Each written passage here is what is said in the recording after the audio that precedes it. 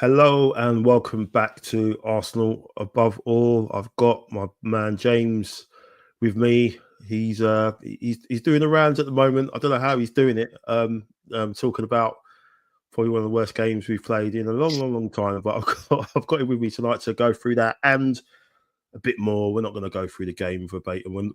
There's no point for that. We're just going to be vibing and just venting and getting our thoughts out. We've got Daniel joining us as well. He's on the way back. He's just taken his car for an MOT, and they've tried to I think throw him a few spanners his way, literally, to get him to get the price up for his bill. But he's on his way back, and he'll be jumping on the chat soon. But before we get into that, of course, let's go.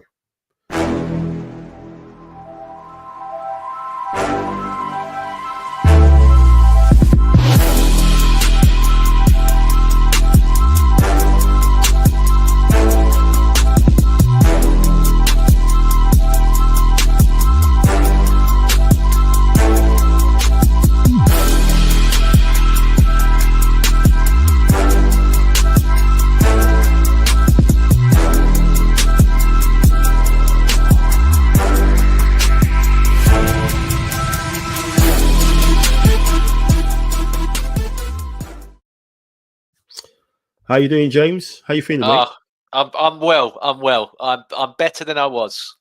Let's put it that way. You know, when you have a few days to digest and calm down.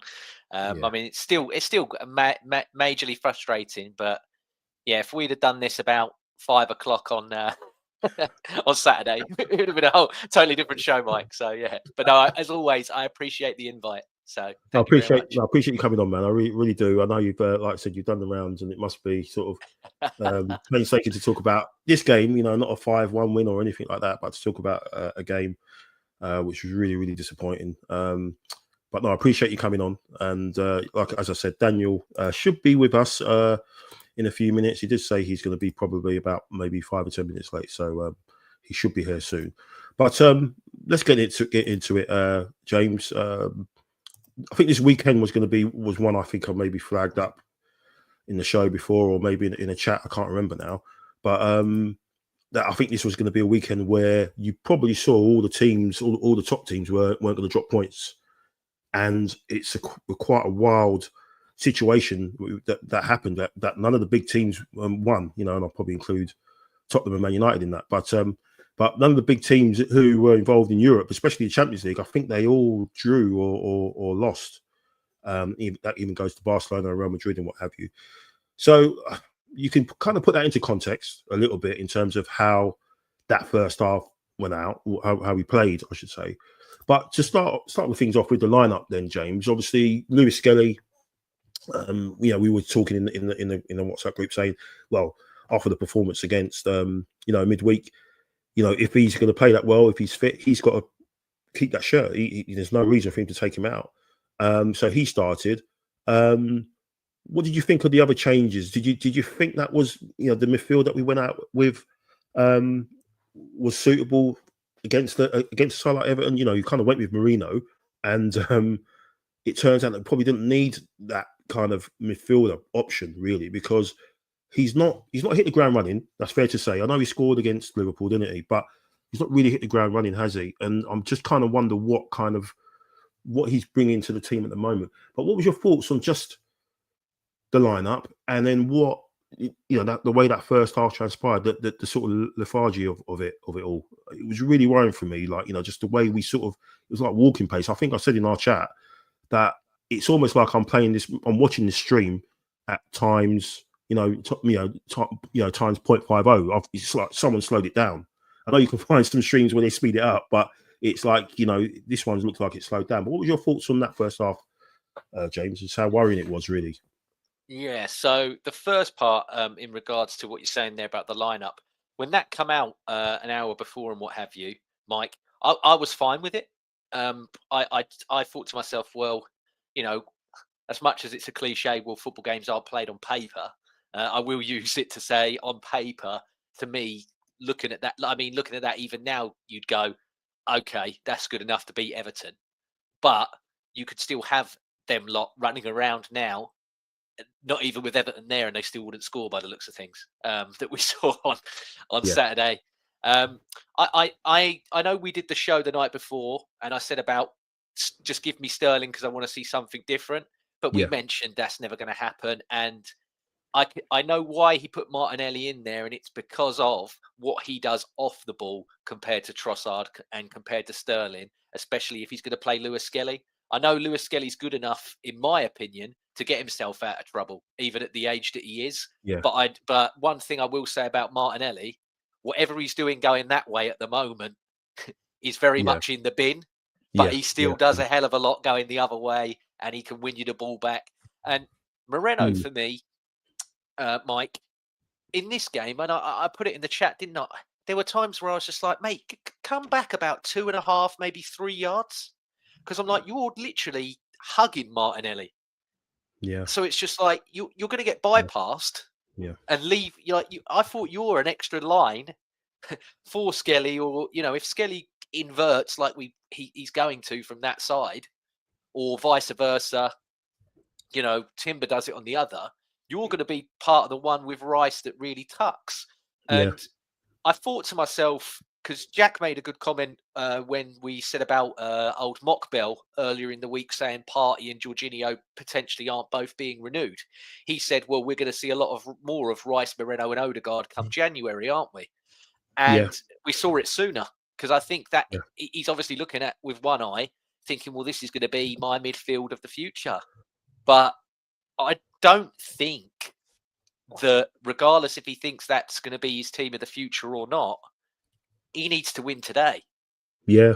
And Thomas Partey, regardless of what you may think or what you want to say about him, in terms of what he's been doing on a football pitch, he has been Arsenal's best midfielder this season. Well, in my opinion, some others may disagree, but for me, out of all of the midfielders for Arsenal this season, Thomas Partey hasn't just been the best.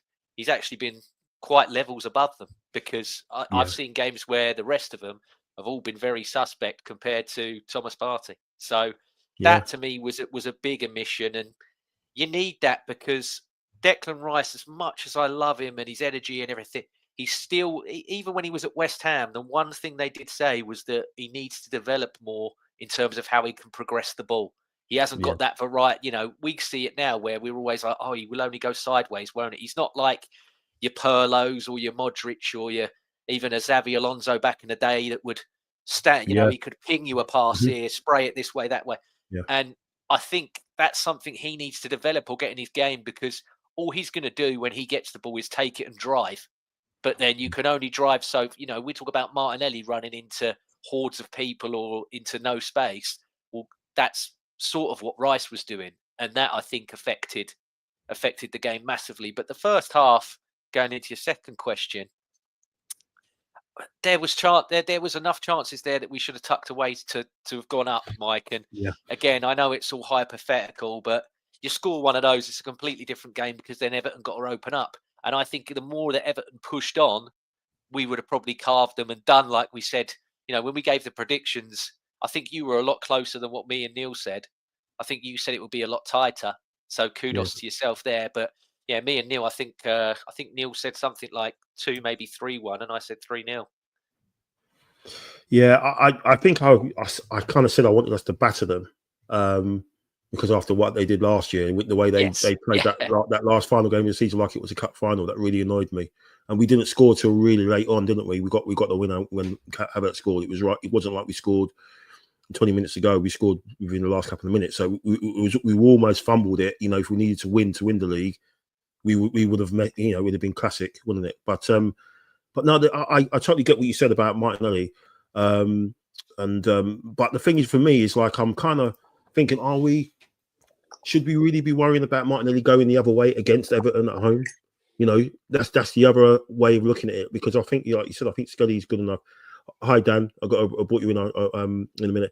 The fact that I heard it say on somewhere else on another channel as well, saying Martinelli's there to kind of help Skelly because he's the more defensively minded of the guys on the left hand side, Trossard and Sterling. But are you really worrying about that against Everton? Knowing what they've not got their best player, so McNeil's not playing. You know, he's probably would have caused us some problems. But I think that falls into Arteta's risk averse side of things rather than him being on the front foot at home, you know, against the side that it's almost like he's falling into the trap of I want, you know, Everton are dual, you know, big guys, physical.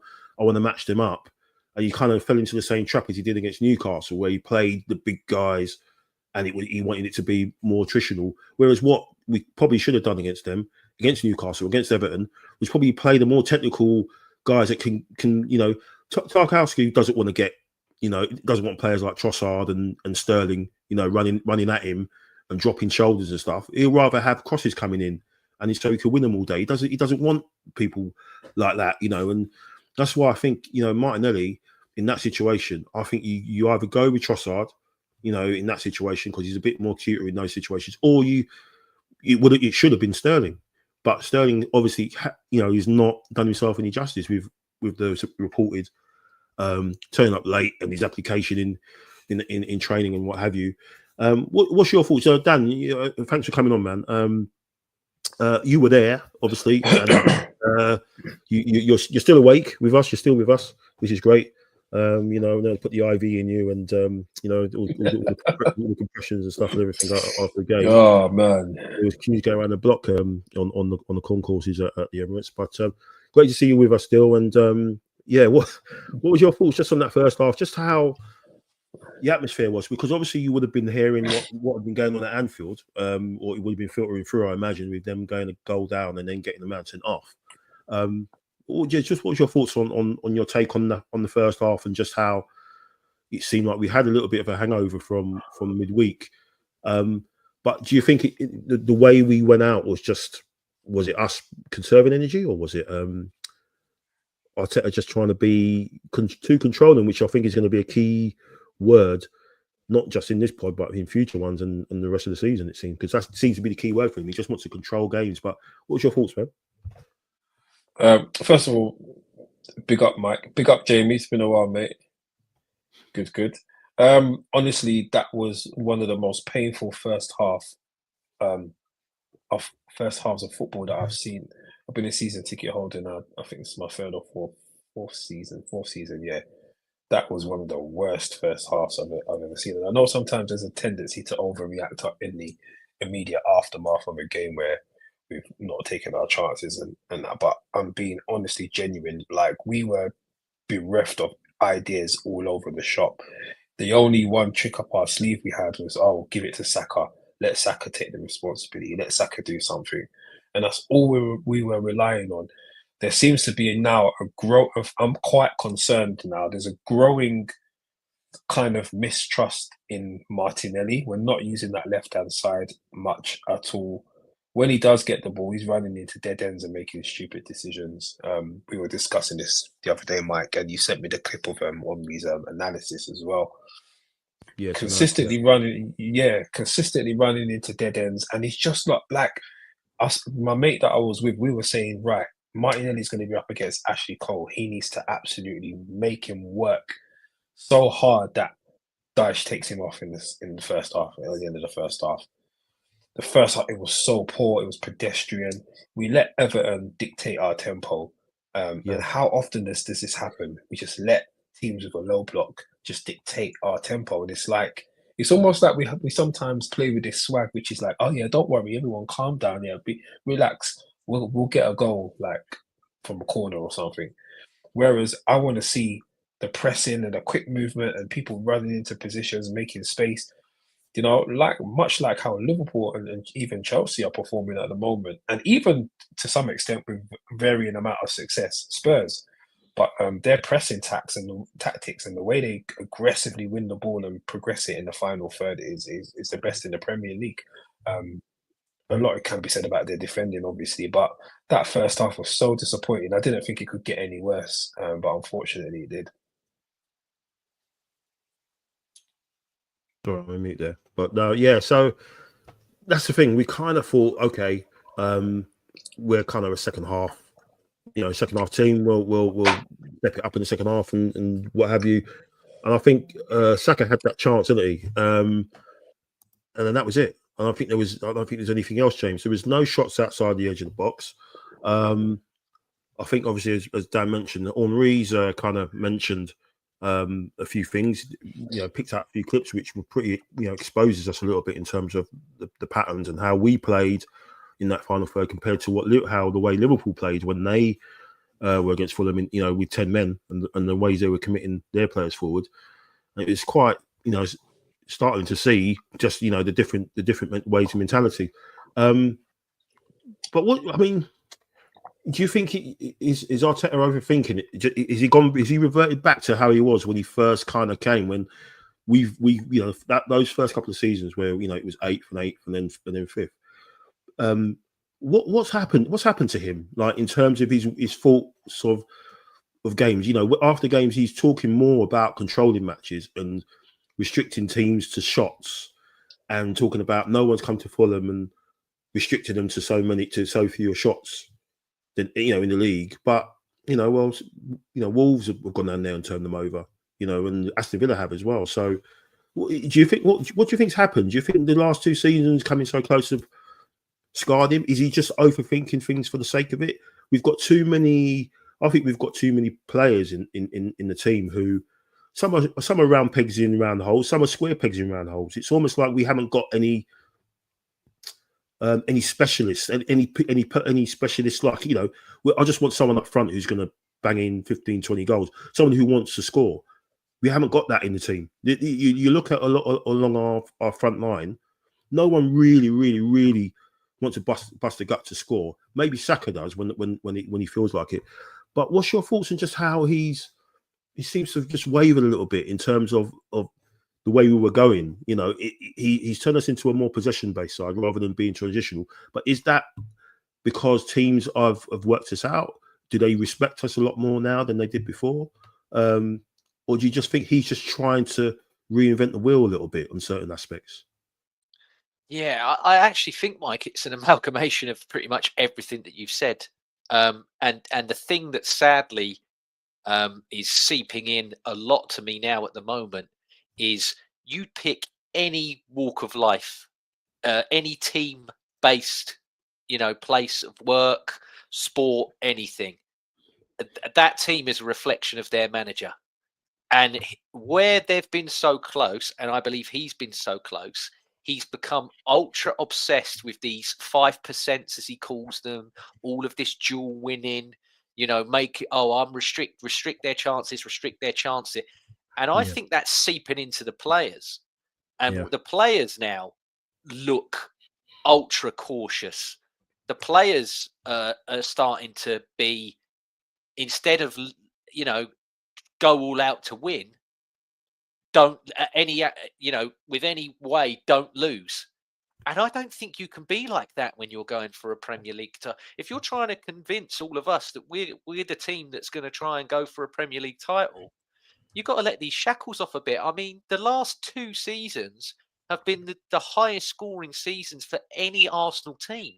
And they've had nowhere near the players in the Premier League era, for me, that can match these previous Arsenal teams. So to get all those goals out of them is such a high achievement, but we're just way off it.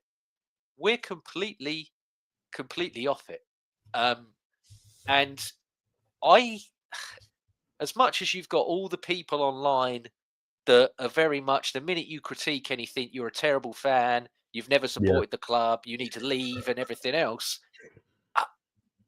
Saying that you don't think we're going to win the title based on what we've seen now doesn't mean that you're not going to support them and that you don't care.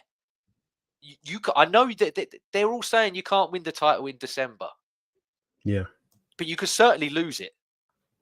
And to me, watching what I'm watching at the moment, I'm like, you're definitely letting this slip out your hands. And I don't know what is going to happen to change it, because a lot of people come to me and say, yeah, but all your argument is about what we're going to do in January, You don't give me an argument as to what we can do with the players that are there now. And I'm like, yeah, because the players that are there now are bobbins. I'm like, I don't think he can do anything. I'm like, you can't get a tune out of these guys. We've tried it, and they're so not on it. And I don't know, I think even the panic button of taking him to Dubai again and see it, I don't think that will work this time. I think there's so many of them that are just so off the level that we're going to be, again, we're just going to be nearly men this season. And then you've got the other lot that are saying, play the kids because the game against Palace at the weekend's more important. Are you mad? We've got to win. We've got to win a trophy. Yeah. I know that we're going to rotate on Wednesday night, but let's not complete. I don't want a full second string out there because we that's a semi-final after that game. Yeah. Yeah, it'd be a big one as well, most likely. Yeah, and it just baffles me, the thought process. It absolutely baffles me. But yeah, I just think we're just so absolutely restricted at the moment. And again, you mentioned about what Thierry Henry said, and when they flashed the graphics up, 45% of our attacking and our goals are from that right-hand side. Yeah. I think that the left and the centre, even though they're higher than the 45 that's on the right, that's just going to be from the left-hand side set pieces that are taken by Rice, isn't it? Yeah. they're not going to be from open play. No. So yes, yeah, it's not good enough, Mike. It really isn't. I mean, I'll come back to you on this, James, as well, just to get what your thoughts were on the situation in the second half when. But I'll go to Dan because obviously you was there. And what was going on? What was the atmosphere like when he made those substitutions? He took off Odegaard and Rice, and we're obviously watching it thinking, all right, he's taken Odegaard off because it's a fitness thing. It must be. We later find out that yes, it's Rice has got a bit of a knock apparently, and he's carrying. If that was the case, why didn't you start Partey? But that's a question for another day, So then you kind of withdraw in one moment. You've withdrawn the open play creator, let's say, and you've withdrawn the set piece creator, Rice, who we know who kind of put on the dime. So straight away, those numbers that they put up on Monday Night Football, the open play, whatever, that he's totally reduced that straight away by just those two substitutions. I just don't get it. But what was your fault? What was going through your head and everybody else's in that stadium when he made that substitution? Because everyone's thinking, okay, this is a chance for take Marino off, put Ethan on with Odegaard. So you've got 2 8s, two deep 10s or whatever you want, both of them running and causing some issues. But we didn't get that. But what was your thoughts in the in the stadium when that was going off? We were baffled. Marino had a very less than average game. To be honest, I'm trying not to be just negative and pedantic, but I'm yet to see Marino have a game where I'm like, you know what? Yeah, it looks like a decent player. Yeah, he might need to settle in a bit more in that, but I can't actually see what he's bringing. I mean, there were all the stats about he's blocking and interceptions and how he wins the ball and he loves a duel. I haven't seen him going to one juicy tackle and me thinking, oh yeah, I love a bit of that. Have you boys seen that? One juicy tackle from him that makes me think, yeah, come on, get in. Not at all. Yeah. So I feel like I was sold a dream with Marino, to be honest. I feel like we were sold a dream of what type of player he is. He's just, at the moment, I'm not seeing flashes of anything that remotely interests me. The midfield is so kind of dead without Partey in there. And it's just, that second half is just... When we saw Odegaard and Rice coming up, we were like, okay, all right. And then when we realised that Marino was on, and it was just not a great set of substitutions, really. We assumed that they must have had knocks because we know that Rice has been, as you said, Mike, Rice has been carrying something.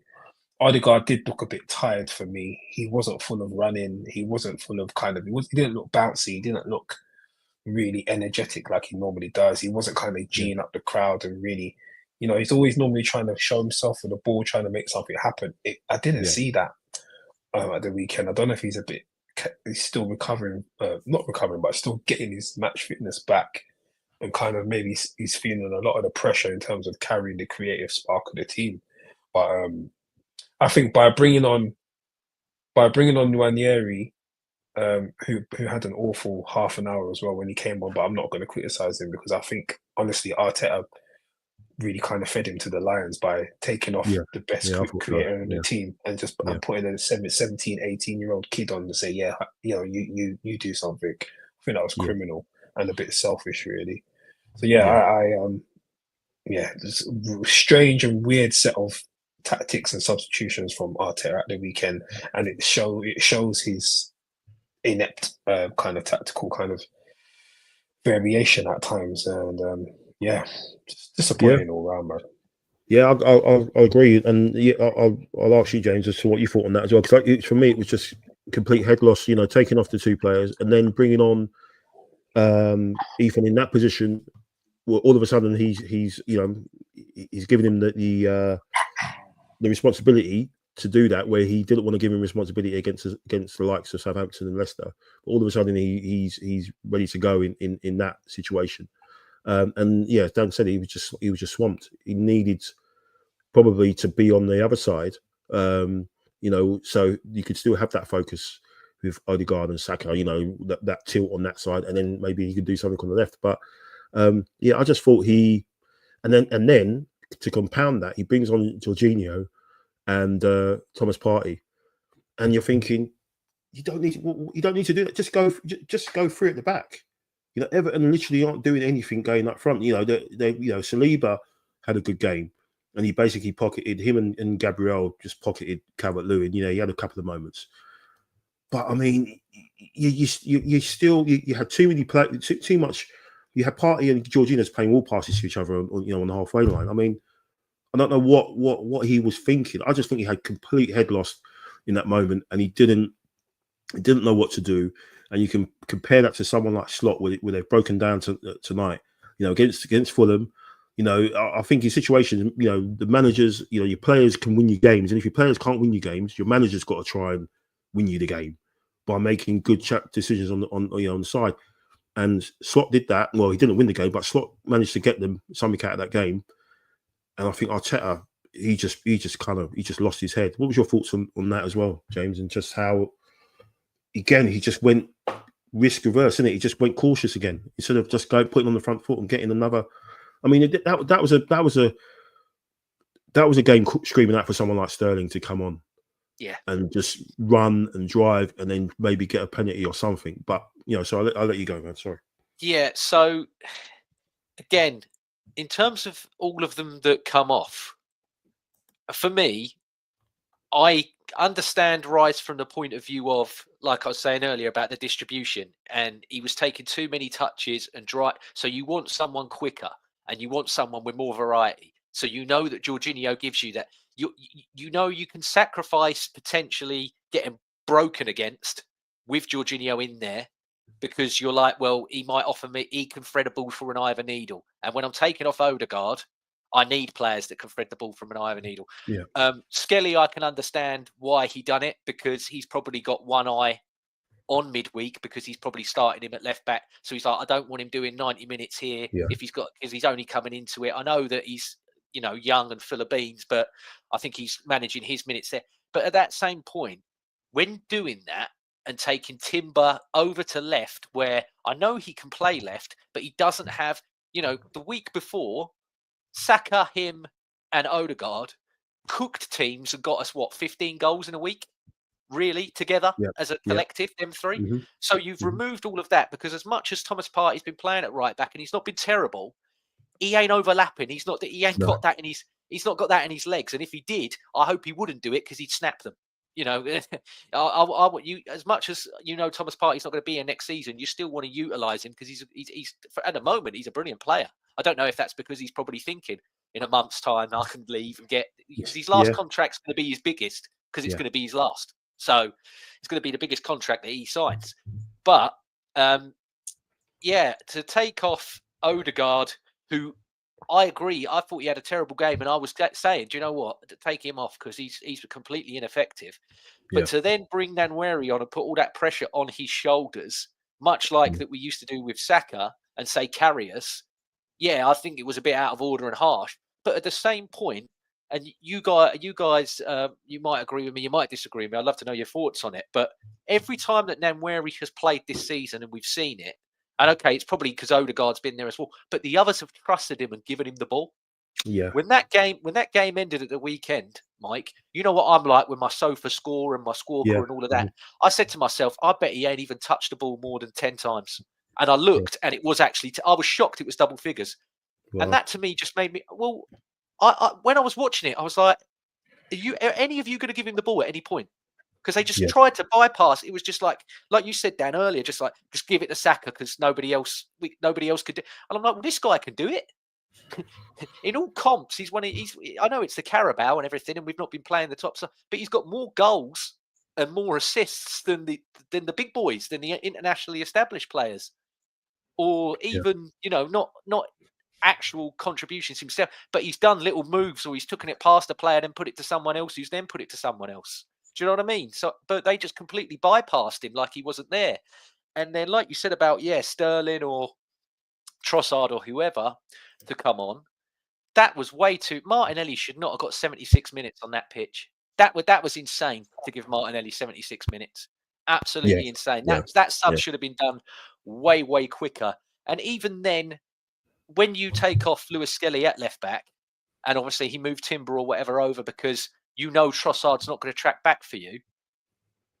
I know people keep laughing about it and saying, "Oh, he's never going to." But bring Tierney on then, because and say to Tierney, don't do what we're doing now. Play how you used to play back in the day, and actually go. Because I'm telling you now, if Trossard and Tierney was there, he'd have gone round Trossard and been like, right, give me it here. And I know I know we used to be cross at nauseam FC or whatever, but even if he played one or two along the floor, I know Pickford looked like Buffon because we made him look like Buffon at the weekend. But that guy's got a tendency to punch and flap. And I'm telling you, if we had a Tierney or someone there that was running over and overlapping and putting stuff in, he might have palmed at something and it might have landed at somebody. I know this is all if buts and maybes, but again, it's what I've always said in that he's not proactive, he's reactive. But then the way he reacted was wrong. And again, I know hindsight's a lovely thing, but he got that all completely wrong. And like you said, if the players aren't going to win you it, the manager needs to. And he got that wrong. Yeah, we just played into their hands. A team like that with a low block, with two big physical centre backs. You've got Ashley Young. We've seen him get sent off a few times already, once or twice this season, maybe. He's picked up yellow cards like confetti, what have you. Just have someone who's going to be a bit tricky and run at him. And that's why you're frustrated that someone like Sterling isn't doing himself any favours, because I'm sure he would have been called upon last 20 to have a go and try and get something out of that. Or, Trossard came on and he didn't seem to know where he was playing, to be honest. None of them did when last 20. It was just an absolute mess. People just thought, Jesus was picking up the ball, as a six sometimes, picking it off and nowhere near the penalty area. There's a guy that just doesn't want any responsibility of scoring goals. His confidence, Mike, right near extra time pieces. Yeah, go on, mate. When he had that tussle in the box, and it was never a foul, and he was just still laying on the ground. Yeah, and I was like, it's extra time. Mate, if my walls could talk, I was going mad at the television. I'm like, what are you playing at? £50 million striker, and you're laying on the floor grabbing at your face when he barely even touched you. I mean, if the way I called out Cucurella for what he did last night, and even Walker for what he did last night, Jesus should be in that club with them three, because that was absolutely embarrassing to be laying on the extra time and you're Arsenal centre forward, but yet you're trying to claim a foul in the box. Get up and get down the pitch and try and do something. Idiotic from him. It's just absolutely petulant and idiotic. I couldn't believe it. Yeah, absolutely. I hear you, man. It was a joke, absolute joke. I think Kyle Walker had a bit of it as well. Last night we saw just the way he was going on. We've got this from Brian. The only positive going forward is that we're frankly not cut adrift in the race. But we'll need to start putting our foot on the pedal, because Chelsea and Liverpool will be doing exactly that. Yeah, it's mad. We can laugh at City, but all said and done, they're only 3 points behind us, aren't they? I think, and You know, it's just been a strange season. I just think he's, you know, again, I think a lot of people were talking about the summer window, saying how good it was, how great it was. You know, it's not looking that good now. You know, don't know whether there was a power struggle indeed with between Edu, and whether the fact that he was passed over for one of the top jobs, and he wasn't too keen on, you know, apparently on getting Marino because of, you know, his age, and obviously Calafiori because of his injury record, and the Calafiori one's definitely come to pass because this guy can't stay fit. That's a worry, and it's just like we're going back to the Arsenal Wenger days where we kind of knew what we needed. Each summer we kind of said, okay, we need this and we need that. We need, you know, one or two players or whatever, you know, and we'll push. And we didn't get that person, and it kept on going. And it seems like we're going down the same like rabbit hole with Arteta, Dan. A lot of people say, okay, you can get Isaac, you can get, you know, Osimhen, you can get, you know, your careers, but nothing's going to change because we haven't got the creativity. If I had to give you a choice on a striker or another creative midfielder, you know, another creative goal scoring midfielder, maybe, who would you be looking at? Would you think we should go for the number 9, or would you want someone who could kind of replicate what Odegaard does, but on the left hand side, and who can shoot better than Odegaard, because his shooting action needs to be. I think Martinelli needs to be studied because of his drop off form. I think Havertz and Odegaard's kicking action needs to be studied as well, because I've seen 6-year-olds kick strike a ball better than those two can. But what would be your choice, a forward or a sort of creative midfielder like on the left? I would say, I think we had this conversation before. Arteta has not, since being there, him and Edu have not bought a lethal number 9. We've been relying on these kind of cute, kind of wide forwards, you know, Trossard, Saka, you know, then there's other failed ones like Marquinhos and others. I absolutely want a number 9. I want another guy like Orba who can score at any time from anywhere, in the box, header, outside the box, curl it into the top corner, tapping at the near post, off your backside at the far post. I want a number 9 who's in there in getting the goals. I really miss that from the days when we had Orba. That was the last gift that Wenger left us with, really, was when he signed Orba, but unfortunately that didn't work out. So I want a lethal number 9. I believe if we had a lethal number 9, that would give us more confidence, would give us more of a focal point going forward. Having a number 9 who can get you goals causes a natural fear in centre backs. We really miss that. We've had some classic number 9s over the years. Orba, you know, Thierry Henry obviously wasn't a typical number 9, but Ian Wright, do you know what I mean? We thrive off having a really good number 9, and I think that's where we're lacking, man. I'd love to get. I love Isaac. I really like what he does and what he brings. Fantastic player. It's just his injuries. If you saw the highlights of him against Leicester, I know it's Leicester, but the guy was just sensational, and that's exactly ridiculous. What you kind of think if you could plug him into our team, because he can do things himself. You know, he doesn't need a system on a right hand side system with Odegaard. He could just get the ball and drop his shoulder and do it himself, can't he, James? You know, I think for me, I know we've talked about your careers and what have you, but for me, if I had the choice, it would be him, because of the fact that yes, he can finish, but he's got the X factor. I don't think we've got any chaos up there, James. You know, when we attack, we don't look like we're gonna. It looks like it's got to be perfect, the perfect movement before we score a goal. Whereas when Liverpool go forward, you're thinking, oh Christ, they look like they're gonna do something. They look a bit dangerous. They just look dangerous. They look like they're gonna get a shot off. For us, it doesn't look like that. We just look like we have to recycle the ball to the left and then, you know, do stuff over there. And if that doesn't work, I'll just give it to Saka. and then just see if he can just pull a rabbit out of the hat again. I think someone like Isaac would just be able to just pull a rabbit out of the hat, more often than not. But what was your thoughts? Would you be looking at someone to replace that left-hand side, the left wing, because that's a mess, isn't it? Trossard and Martinelli are having a crap off, aren't they, at the moment? And Sterling's just watching on the sidelines in his coat with his coat on. What was your? He's supposedly so bad he can't even take part in the crap off. He's not even allowed in the crap off. That's how bad Sterling's. He doesn't even get allowed to be a part of that. For me, again, I'm applying head instead of heart, Mike, and that I know it's a new financial window in January. So really, to me, the financial shackles excuse can't really be applied because it's a new financial window. And I'm guessing maybe one or two may be shifted, which then would also add more to that financial window.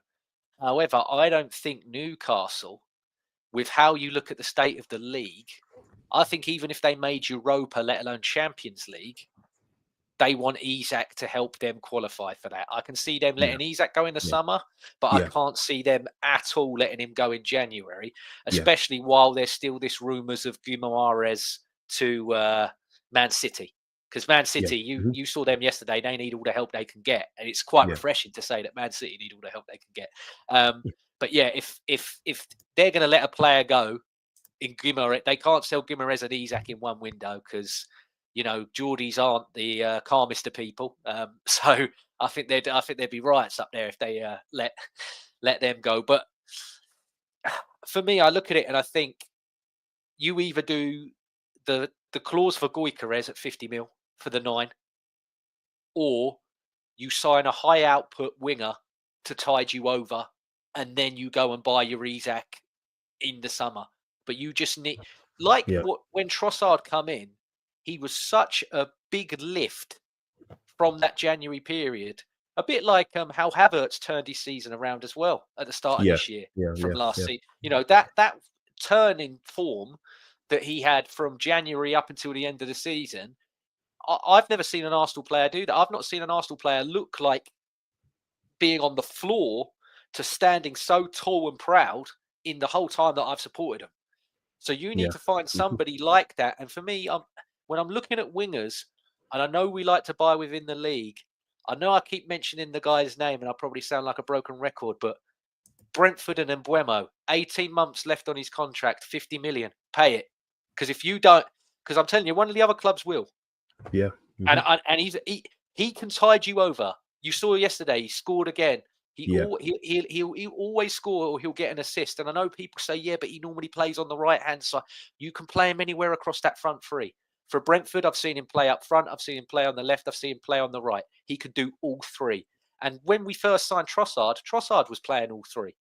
Yeah, maybe not well. We weren't playing on the right-hand side great, but he was contributing either as a false 9 or as a left winger. But also, you sign an Mbeumo. I don't know if we'd sell Trossard or Martinelli in January, but that definitely makes both of them think, okay, one of us is potentially going in the summer because we're not going to sign Sterling. You can forget that. Sterling's probably now looking at it going, I need to play for myself because Arsenal aren't going to buy me, but I still need to go somewhere. He's probably got ideas in his head, especially with a New England manager coming in. I'm only 30. Yeah, I'm not old. Yeah. So maybe I can have another crack. There's a World Cup coming up. Maybe I can have another crack. So he probably still looking at getting an English club or maybe a European club. He's not looking at retiring over in Saudi or the MLS just yet. So he's going to want to buck his ideas up. But I'm telling you now, you sign an Mbeumo and he starts scoring and assisting, you're going to see a completely different Martinelli and Trossard. They're going to have to wake up. They can't. They know at the moment that they can play like they play because there's no one coming through that's going to take that shirt away. But you sign an Mbeumo or, watching tonight, Semenyo. I know we only watched the first half before I come on here and doing this with you and Dan, but someone like that, someone that's a high output winger that would wake the others up because they've got no competition. And that just breeds these, I could be a 5 or a 6 out of 10 today. I don't have to be 8, 9, or 10 because who's gonna play? Who's gonna play over me? He's always gonna pick me. So yeah. And you can't have that. Melvin mentioned it earlier. Passengers. Yeah, when you're coming out here telling us that we're going to challenge for the leagues and the Champions League, you can't have no passengers. Everyone's got to be contributing. Yeah, 100%. Yeah, absolutely. It's, just bring up here again. Yeah, too many passengers that bring the top performance down a level. Yeah. Well, I think if anyone's not seen it, I'll definitely check out the breakdown that Henri did tonight. Just on the lack of movement and the lack of bravery in that final third. Some of the passes that we were on that weren't being made by the likes of Odegaard and Martinelli getting a chance to go 1-on-1, and he ends up double backing on himself and bringing it all the way back to the halfway line. It's like, well, where are you going? Why have you done that? So yeah, something that needs to be fixed 100%. I think there is a break in the new year. I think there's a 10-day break, I believe, or 8-day break. So there could be a short Dubai trip, maybe. Before the FA Cup game against Man United. So let's see what happens.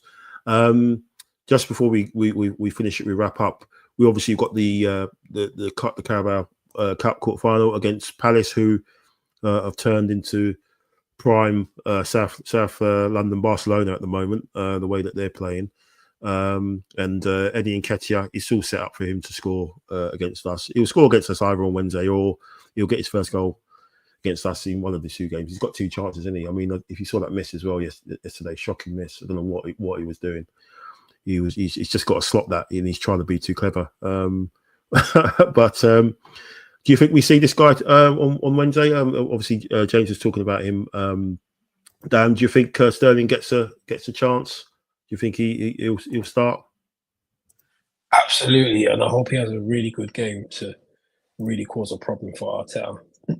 I'm hoping he has a fantastic game, just to give us something different to see, just to give us a different perspective. We need a bit of hope and a bit of, just to see someone with a bit more drive and with a different idea. Because, oh gosh, I really feel sorry for Martinelli in terms of how his form has dropped off. But the fans are very unforgiving when they're ready. Yesterday, there was a lot of disgruntled fans. Yeah, really kind of laying into him, saying, get him off, and it's not working out, and really frustrated. And I think the longer that Arteta persists with, as you said, James, 76 minutes he was given. Yeah, That's a long time. He should have been hooked off at 10 minutes after half time, the most. 55 minutes, maybe 60, the most. Should have been hooked off well sooner. And I do get what you're saying, Mike, about that kind of, Arteta would rather be safe. Leave Martinelli on because he might not do nothing going forward, but he's going to protect the left back. Yeah. So you can understand it against Palace. Sorry, you can understand it against Palace because obviously they're a bit more dangerous on the attack. We saw yesterday. Yeah, you've got that Sarr and obviously Mateta, and I've got Eze obviously on the other side. So they're going to be dangerous. You can understand against that, against that sort of opposition, even though we're at home. But you're playing against Everton, and they've not got the danger man really on that side in McNeil, and you kind of. You just got to put the foot on the throats of these teams and give them something to worry about. Because I don't know what the stat is. I was going to try and check it out. And it's something that probably you would like to know, James, that the number of games where we go behind and then we actually turn around and win under Arteta, I don't think it's that great. I think you can probably count it maybe on one hand in terms of the amount of times we've actually gone behind. I can try and Google it and find it for this season, but I can't. I won't be able to find it in his tenure. But I can find it this season. We might draw games. We might draw a couple of games, I think, out of it. But to actually turn around and win, I can probably think of a handful where we've actually done that. And I think probably one of them was Man United when we not last season, the season before. When Rashford scored that goal and then Odegaard scored straight away. And I think it might be the season before when the same thing happened, when Rashford scored and Odegaard scored straight away. But we tend to, if we go behind, it really is hard. We do really make things hard for ourselves because teams know that the low block and everything else. We need to really score the first goal so we can sort of have a chance. But what we've done this season, we have scored the first goal. and then we've kind of sat back and we've kind of chucked a couple of points away by doing that and not going for the second, third, fourth. So going to be interesting. Wednesday's going to be interesting. I think Palace have got it's a free hit for them, haven't they? There's no replay. It goes to extra time and penalties, doesn't it? If it's level, so they're the team on form and in confidence, and I think it's going to be a little bit cagey. I wouldn't be surprised if it goes to extra time and penalties, to be honest. But you're hoping, obviously, we get through, Dan, so you can go to. You're going to be there on Wednesday night. You're going to go to that, or you're going to hopefully get to the semi-final as well. Yeah, man, I'll be there. Okay, man, good. Bring the luck. I've just found it, Mike. Oh yeah. It says here, of the 5 times that Arsenal opponents have taken the lead against them in the league this season, Arsenal have managed to score an equaliser on 3 instances. So that's 60%. Okay. But then our opponents equalising when we've took the lead is at 43%. So actually, funny enough, we are better at getting it back. Okay. Which is a shock when you went. That shocked me reading it. Yeah. I could have sworn it would have been a lot lower than that. But how many of that's corners? Yeah.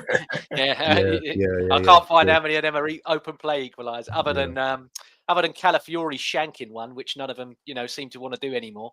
He'll probably get fined if he tries that again now. Yeah.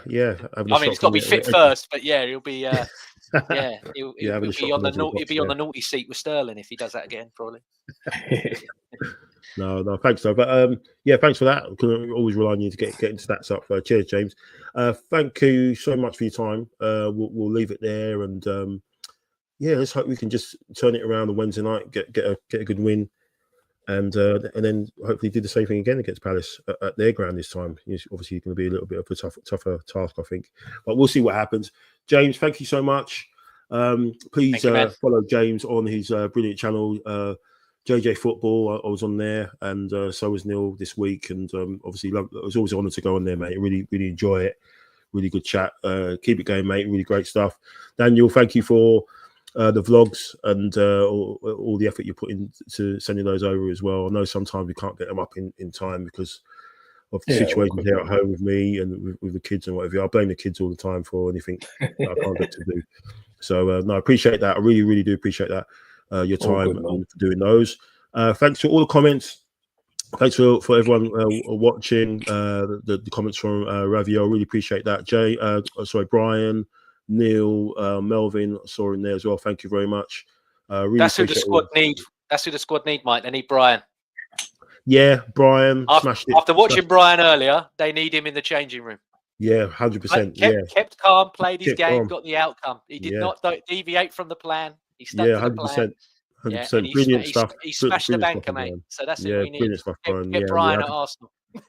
Have him on there soon as well, and maybe get some behind the scenes stuff as well from him. That'd be great. Also, wanted to mention, obviously, should have mentioned it at the top, but mention the great tribute that the club paid to Kevin Campbell at the start of the game.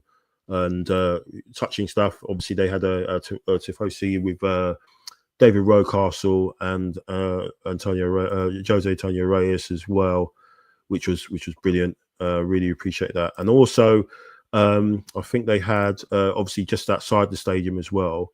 They had a big billboard, obviously, because paying tribute to his service to Everton as well.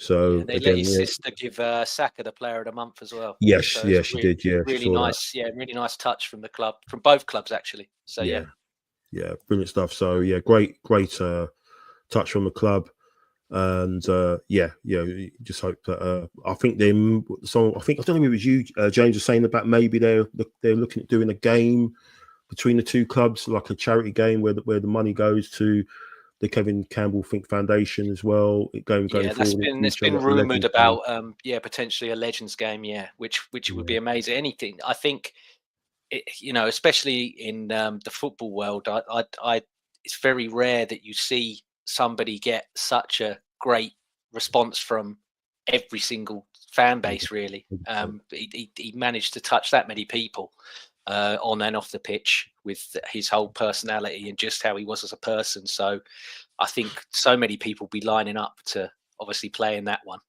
So yeah, it'd be great. Yeah, be great. Great to see. But no, thanks very much, James. Thanks, Dan. Thanks everyone watching. Cool, guys. We'll see what happens on Wednesday. See how we're feeling. Might do a quick one. If not, it will be after the Palace game or at the weekend, and we'll take it from there. Thanks very much. Thanks for everyone for watching. Let's hope we sort it out going forward, and we go 3-point collecting and try and chase down the Scousers and those Chelsea boys look a little bit too dangerous for my liking. But anyway, it's a long season to go, so we'll see what happens. Anyway, all the best, guys. Take care. And come with you, Gunners. Newcastle, the central figure again, and he looks to trick.